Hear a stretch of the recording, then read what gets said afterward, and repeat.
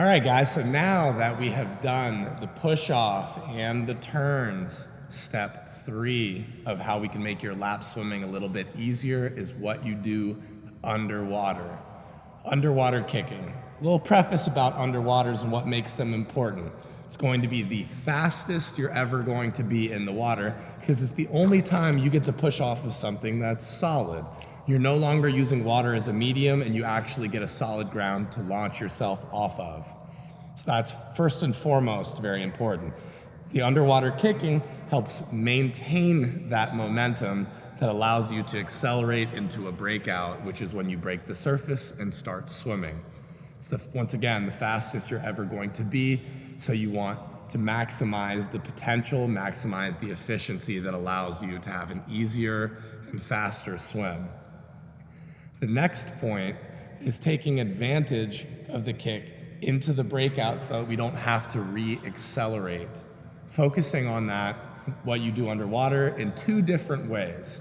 First is with a flutter kick, which we will demonstrate first, then with the more advanced dolphin kick, which we will get into a little bit in this video, and then at length in future videos because of its vast importance. My last thing that I like to talk about when we're talking about underwater kicking is the more you underwater kick, the less you swim. For my butterfly haters out there, the more you underwater kick, the less butterfly that you swim. For those of you that don't know what I mean necessarily, just stay tuned for future videos and continue to follow along with us. Now, with flutter kicking, the first of the 2 ways we can kick off, you want to employ your turn or your push-off method, pushing off in the wall with a nice flutter kick underneath the water with your tight streamline from the waist up. For the dolphin kicking, on the other hand, some people call it the body whip, the underwater dolphin, the butterfly kick, what have you. You want to use your entire body to create a whip-like motion that drives you through the water, similarly to how fish propel themselves. With the breakout and translating our underwater kick into our swimming, there's another thing that you want to think about. I had a coach many years ago tell me that you want to grin, not smile. Now, what that means is you want to have a shallower angle of your push-off and breakout. So when you push off the wall, you might get slightly deeper and then work your way back up to the surface in a slight grin. If you smile and you cheese underwater, you're going to really dive down and then submarine yourself to the surface, thus negating all the momentum that you've gained from pushing off the wall. So you want to focus on maintaining shallow, straighter line, albeit underwater with good propulsion from a flutter or dolphin kick, but maintaining a shallower angle so that we don't just come up straight out of the water and stop altogether.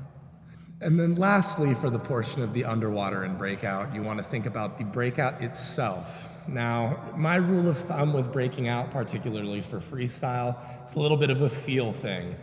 You want to start initiating your first stroke when what I like to think about is when I feel that I'm about 6 inches to almost a foot underneath the water that I start initiating myself. However, if that's a little bit too advanced, just allow yourself to come near or at the surface and initiate your first stroke, thus starting your freestyle from a point of momentum rather than starting from a completely stopped position. If you've pushed off on the surface, like we've talked about in the previous video, or you haven't had a tight streamline, or like I just mentioned, if you submarine yourself to the surface and you stop altogether, then you won't have to do that as much as if you were to initiate your stroke a little bit early before you've completely stopped. If you could put all these things together, the push-off, the flip turn, and good purposeful underwaters and breakout, then you're going to improve your lap swim. It's gonna get a little bit easier, more routine, a little bit more efficient, and allow you to waste a little bit less energy. I know that it's not cutting corners, but rather finding ways to work smarter and not work harder, and allow yourself to allocate your energy into places that you're going to need it, such as the swimming itself. So continue to focus on these 3 steps to make your swimming a little bit easier, more comfortable, and allow you to focus on ways that can improve within the walls. So make sure to try these out. If you have any questions, comments, make sure to leave them below. Like, subscribe, continue to follow us, and stick along. We got a lot of videos coming for you guys. Thanks.